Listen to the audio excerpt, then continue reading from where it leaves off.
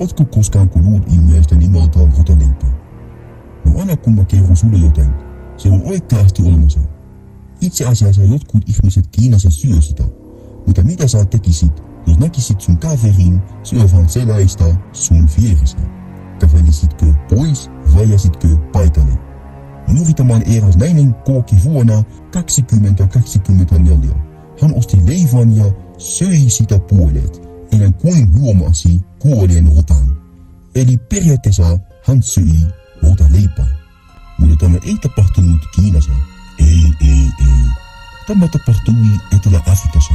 Tai entäpä rakennusmies Britanniasta Australiasta, joka tajusi syövänsä rotarapissa, jonka hän oli ostanut suositusta leipomosta jälleen kerran rotaleipää. Ja aivan näin on olemassa lukemattomia tarinoita, jotka ovat melkein täysin samanlaisia kuin nämä kaksi. Todellinen kysymys on, miten saa? Ja mä voidaan vastata. Ehkä meidän pitäisi katsoa arvostelut, mutta sekin on riskialtista, koska osa niistä on feikkiä.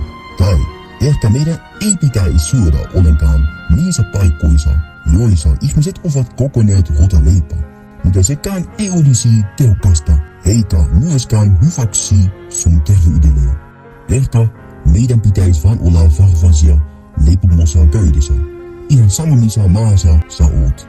Ole varovainen, mun ystävä, koska koskaan ei voi tietää, onko siinä leivässä, jonka sä just ostit, rota vai ei.